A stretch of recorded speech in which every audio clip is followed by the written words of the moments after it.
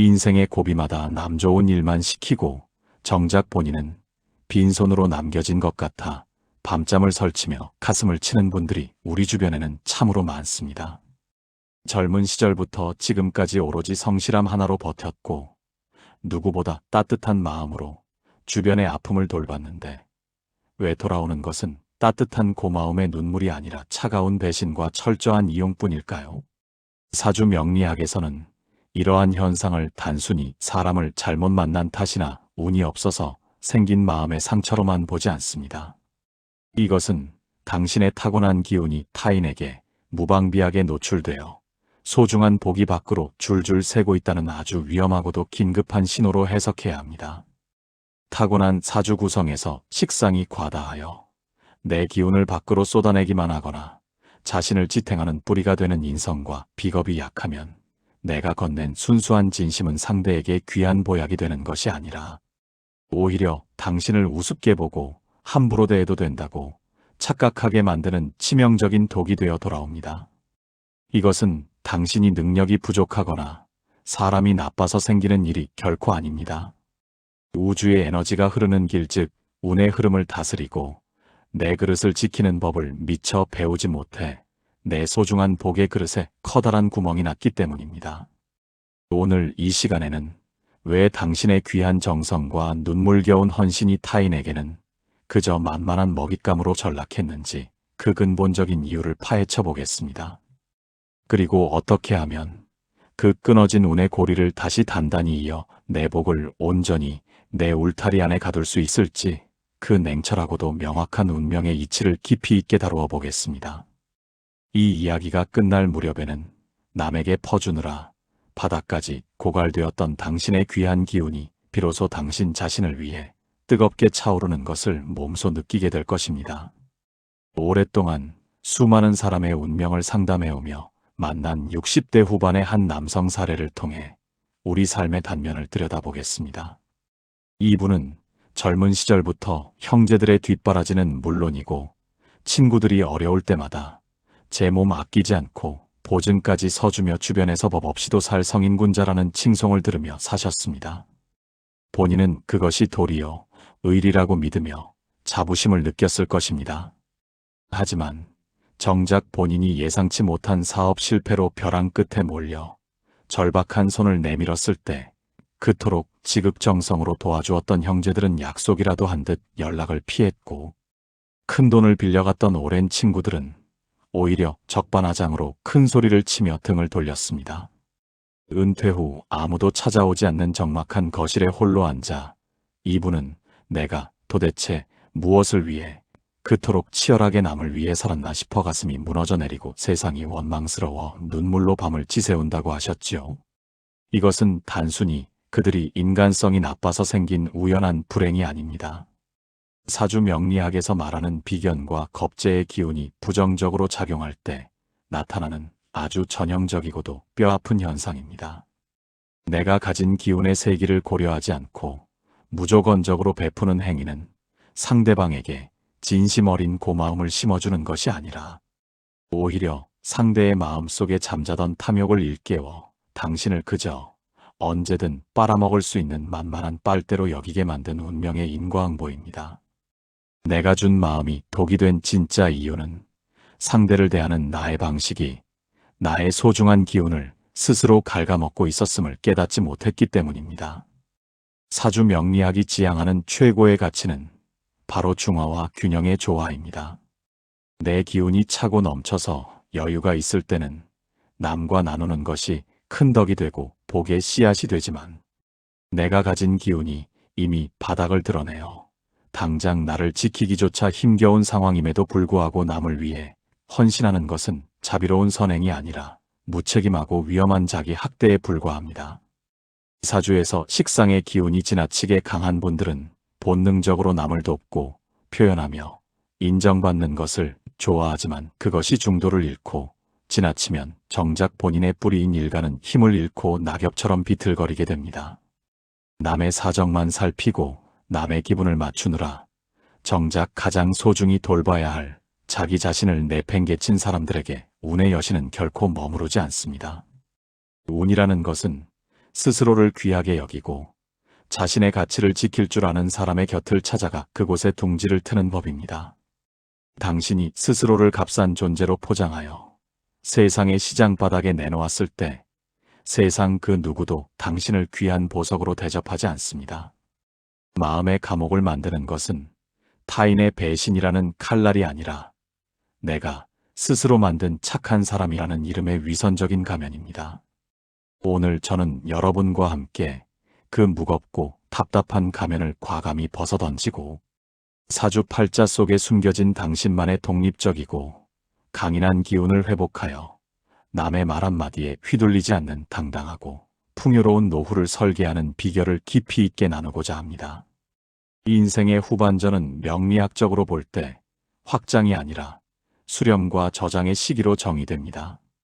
따뜻한 봄과 뜨거운 여름에 한껏 펼쳤던 생명의 기운을 서늘한 가을과 추운 겨울에는 안으로 거두어들여 내실을 다지고 다음 생을 준비해야 하는 때입니다.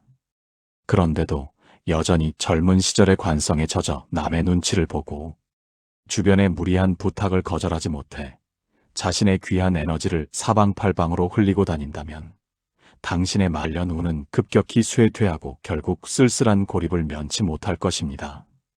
우주의 모든 인연은 계절의 변화와 조금도 다르지 않습니다. 한때 뜨거운 태양 아래 찬란했던 여름의 인연도 찬바람이 부는 가을이 오면 자연스럽게 낙엽이 되어 떨어지는 것이 거스를 수 없는 대자연의 순리입니다.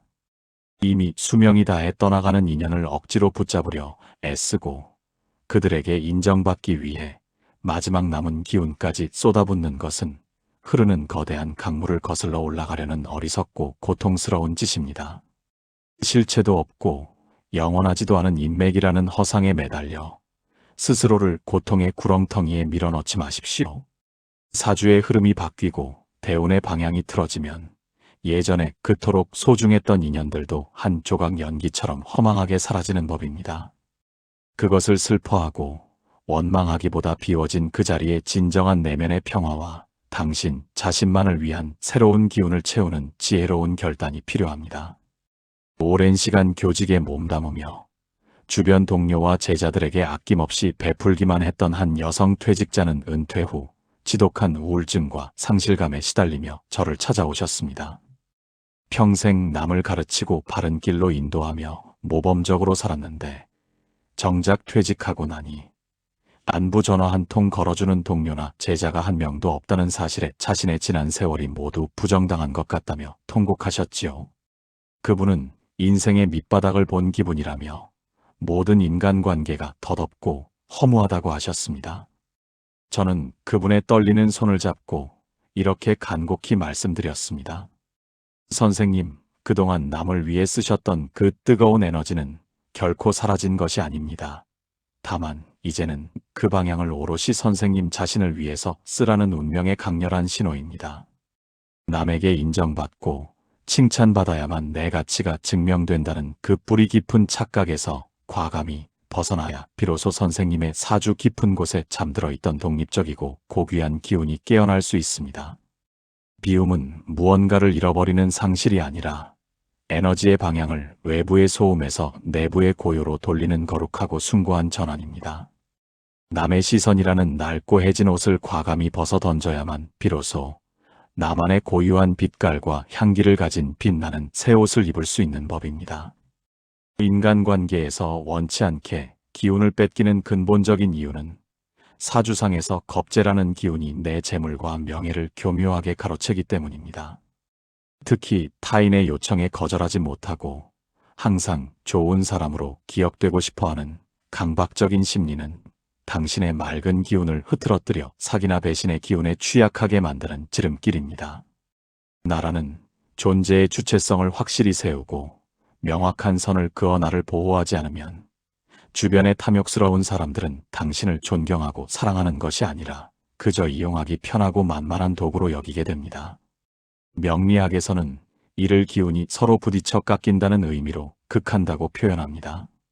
남에게 끌려다니며 비위를 맞추는 삶은 내 운명의 운전대를 남에게 넘겨주고 뒷좌석에서 불안해하는 것과 다름없습니다. 내가 내 삶의 명확한 주인공이라는 의식을 서슬퍼렇게 세우고 한 걸음 뒤로 물러나 인연의 실체를 냉정하고 객관적으로 바라보아야 합니다. 당신이 누군가에게 진심 어린 마음을 줄 때 그 마음이 반드시 상대에게 닿아 아름다운 꽃을 피우길 기대하지 마십시오. 기대가 크면 실망의 골도 깊은 법이며 그 서운함이 겹겹이 쌓여 결국 당신의 사주를 탁하게 오염시킵니다. 이제는 집착의 손을 가볍게 놓고 당신의 깊은 내면에 집중하며 스스로를 치유하십시오. 많은 분이 고통받는 자식 문제 또한 사주적 관점에서 냉철하게 들여다보면 철저히 인연의 법칙을 따르고 있음을 알 수 있습니다. 내가 이만큼 피땀 흘려 정성을 들였으니 자식들도 당연히 나에게 그만큼 보답해야 한다는 생각은 부모와 자식 사이의 기운을 심하게 어긋나게 만드는 가장 큰 화근입니다. 자식은 내 사주의 연장선이 아니며 부모의 꿈을 대신 이뤄주는 대리인도 아닙니다. 그들은 전혀 다른 오행의 조합과 독립적인 운명의 지도를 가진 별개의 영혼입니다. 부모의 강한 기운이 자식의 삶을 지나치게 간섭하거나 무거운 기대를 걸면 자식의 타고난 기운은 억눌리게 되고 이는 결국 부모에 대한 무의식적인 원망과 회피로 돌아오게 됩니다. 자식에게 쏟았던 그 과도하고 집요한 에너지를 이제는 거두어들이십시오. 그것이 자식의 앞길을 열어주는 진정한 사랑이며 부모인 당신의 말년 운을 평온하게 지키는 유일하고도 확실한 길입니다. 대가를 바라고 주는 사랑은 순수한 애정이 아니라 비즈니스와 같은 거래일 뿐이며 그 거래가 불공정하다고 느껴지는 순간 우리는 깊은 배신감에 몸부림치게 됩니다. 자식을 하나의 독립된 인격체로 존중하고 그들의 삶의 무게에서 한 발짝 물러나는 지혜로운 용기가 필요합니다. 당신의 무관심한 듯 따뜻한 묵묵한 지켜봄이 오히려 자식에게는 그 어떤 잔소리보다 강력한 운명의 뒷배가 되어줄 것입니다. 나이가 들어갈수록 거울 속의 주름과 약해지는 육신을 보며 내 운도 이제는 다 꺾였다고 비관하는 분들이 많습니다. 하지만 흰머리와 깊은 주름은 운이 다했다는 서글픈 증거가 아니라 당신의 사주와 인품이 세월의 풍파를 견디며 더욱 깊고 단단한 기운으로 숙성되었다는 영광스러운 훈장입니다. 사주 명리학에서 육체라는 것은 정신이라는 소중한 보석을 담아두는 그릇일 뿐입니다. 그릇이 오래되어 좀 낡고 금이 같다고 해서 그 안에 담긴 눈부신 다이아몬드의 가치까지 떨어지는 것은 결코 아닙니다. 낡은 육신에 마음을 뺏겨 이제는 다 끝났다거나 죽을 날만 기다린다는 부정적인 말을 내뱉는 것은 당신의 사주 속에 잠재된 마지막 대운의 불씨를 스스로 끄는 어리석은 행위입니다. 오히려 육체적인 힘이 빠지고 혈기가 가라앉을 때 인간의 정신적인 지혜를 상징하는 인성의 기운은 더욱 맑고 강력하게 강화됩니다. 겉모양인 몸의 쇠퇴를 서글퍼하기보다 그 안에서 더욱 명료해지고 날카로워지는 당신만의 통찰력과 직관을 믿고 의지하십시오. 육신의 변화는 운명의 종말이 아니라 영적인 완성으로 나아가는 장엄한 성숙의 과정입니다. 몸의 작은 통증을 느낄 때마다 그것을 살아있다는 뜨거운 신호로 받아들이고 당신의 내면을 더욱 깊이 탐구하고 사랑하는 시간으로 삼으십시오. 복잡하게 얽힌 인간관계를 정화하고 남에게 빼앗겼던 내 운의 주도권을 되찾는 가장 실질적이고 강력한 개운법은 바로 찰나의 알아차림입니다. 누군가가 무리한 부탁을 해오거나 교묘한 말로 당신의 기운을 빨아먹으려 할 때 감정의 파도에 휩쓸리기 전 잠시 호흡을 가다듬고 멈추십시오. 아, 내가 지금 또 남의 시선에 흔들리고 있구나. 내가 또 착한 사람이라는 틀에 갇히려 하는구나 하고 내 마음의 상태를 한 걸음 떨어져서 객관적으로 보는 순간 상대의 화려한 언사 뒤에 숨겨진 추악한 욕심과 계산이 명확히 보이기 시작합니다. 사주에서 관살이 강하여 평소 압박감을 자주 느끼고 책임감에 짓눌려 사는 분들일수록 이런 멈춤의 연습이 무엇보다 절실합니다. 상대의 도발이나 요구에 즉각적으로 반응하지 않고 무거운 침묵을 지키는 것만으로도 당신의 귀한 기운은 보호받을 수 있으며 상대는 함부로 당신을 넘보지 못하게 됩니다. 깊은 슬픔이나 형용할 수 없는 외로움이 밀려올 때도 이것은 내 사주의 대운이 크게 바뀌기 전에 진통 즉 명현현상일 뿐이라고 의연하게 여기십시오. 마음을 다스리는 법은 결코 먼 곳에 있지 않습니다. 매 순간 내가 내 삶의 당당한 주인으로 서 있는지를 확인하는 그 작은 마음가짐 하나로 모든 불운은 물러갑니다. 남에게 준 마음이 독이 되어 돌아올 때 그것을 기꺼이 받아 마시며 고통스러워할지 아니면 과감히 바닥에 쏟아버리고 자유를 찾을지는 오직 당신의 단호하고 서슬퍼런 의지에 달려 있습니다. 인생의 후반전은 당신의 사주 팔자 속에 담긴 가장 알차고 향기로운 결실을 수확하는 참으로 장엄하고 화려한 시기입니다. 평생 남의 비위를 맞추고 가족의 뒷바라지를 위해 헌신하느라 잃어버렸던 당신의 진짜 운명을 되찾고 나답게 살아야 할 마지막 골든타임입니다. 이제는 다 부질없다는 식의 차가운 허무함이나 냉소에 빠져남은 인생의 귀한 시간을 낭비하지 마십시오. 오히려 모든 인간관계의 본질을 꿰뚫어보는 해안을 가지고 그 안에서 진짜 내 편이 누구인지 그리고 내가 진정으로 갈망하던 삶의 모습이 무엇인지를 명확히 깨닫고 실행에 옮겨야 합니다. 잘 익은 가을 열매가 스스로 무거운 가지를 떠나 대지로 돌아가 새로운 생명을 준비하듯 당신도 타인의 인정에 대한 집착을 내려놓고 고고하고 우아한 당신만의 품격을 유지하십시오. 당신의 인생 경험이 녹아든 깊어진 눈빛과 그 어떤 유혹에도 흔들리지 않는 단단해진 마음은 세상 그 어떤 금은 보화로도 살 수 없는 최고의 자산입니다. 오늘부터 매일 밤 잠들기 전 조용히 가슴에 손을 얹고 스스로에게 따뜻하고 강하게 속삭이십시오. 나는 더 이상 남의 기운에 휘둘리거나 이용당하지 않습니다.